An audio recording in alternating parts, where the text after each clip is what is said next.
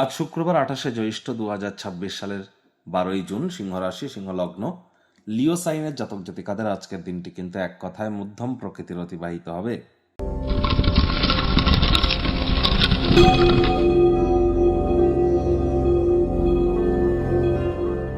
ভিডিওটির শুরুতে স্ক্রিনে আপনারা দেখতে পাচ্ছেন দেবী মহালক্ষ্মীর গায়ত্রী মন্ত্র, ওম শ্রী মহালক্ষ্মী চ বিদ্মহে বিষ্ণুপত্নাই চ ধীমহি তন্ন লক্ষ্মী প্রচোদয়াৎ। এটি আজ অবশ্যই 108 বার জপ করুন। বিশেষ করে যারা আর্থিক সমস্যার মধ্য দিয়ে যাচ্ছেন বা সাংসারিক জীবনে কোনো প্রকার অশান্তির মধ্য দিয়ে যাচ্ছেন, তাহলে এই মন্ত্রটি কিন্তু আপনাদেরকে অত্যন্ত উপকৃত করতে চলেছে।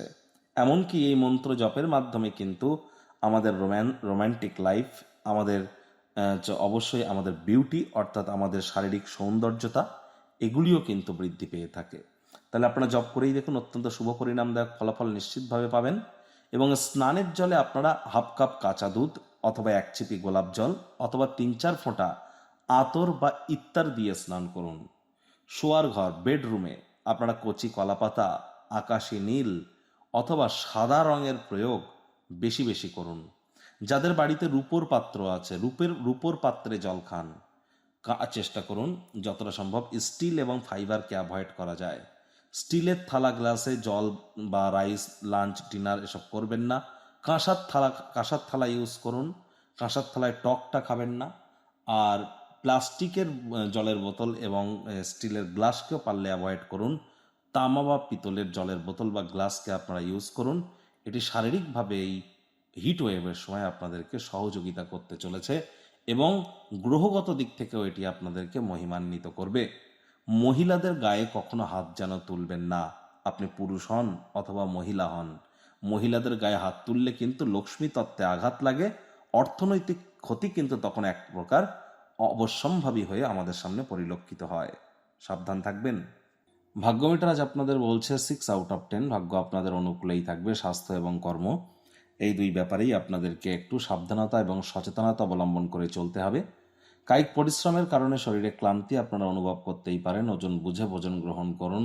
রাস্তাঘাটে সাবধানে গাড়ি ঘোড়া চালান। কোনো প্রকার নেতিবাচক অনুভূতির আশ্রয় ভুলেও যেন গ্রহণ করবেন না। হতাশা কিন্তু গ্রাস করতেই পারে।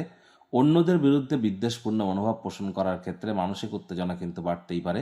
আয় ইনকাম বাড়বে। নতুন উদ্যোগ, পরিকল্পনা, নির্মাণ কার্যের শুরুয়াতও আজ করা যেতেই পারে। আজ চাকরিজীবী যারা আছেন তাদের অফিসে কম কথা বলে কাজ বেশি করতে হবে। মনের থেকে মস্তিষ্ককে বেশি দাম দিতে হবে। কোনো প্রকার অফিস পলিটিক্স বা গসিপিংয়ের অংশ যেন হবেন না। বসের কিন্তু কুনজরে আপনারা পড়ে যেতে পারেন।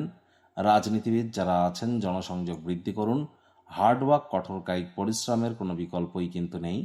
শিক্ষার্থী বিদ্যার্থীরা যে কোনো প্রকার পরীক্ষা প্রতিযোগিতায় সফলতা প্রাপ্তি করবেন। উচ্চশিক্ষার জন্য যারা বিদেশ যাত্রার কথা ভাবছিলেন, ভাগ্যদেবীও আজ আপনাদের পক্ষেই আছেন।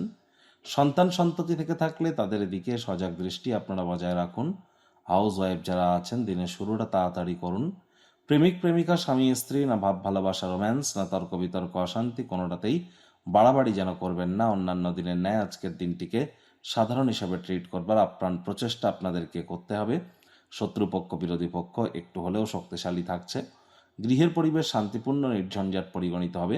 বন্ধুবান্ধবদের সাথে সন্ধেবেলার সময়টিতে কোয়ালিটি টাইম পাস করতে যেন ভুলবেন না। আজ আপনার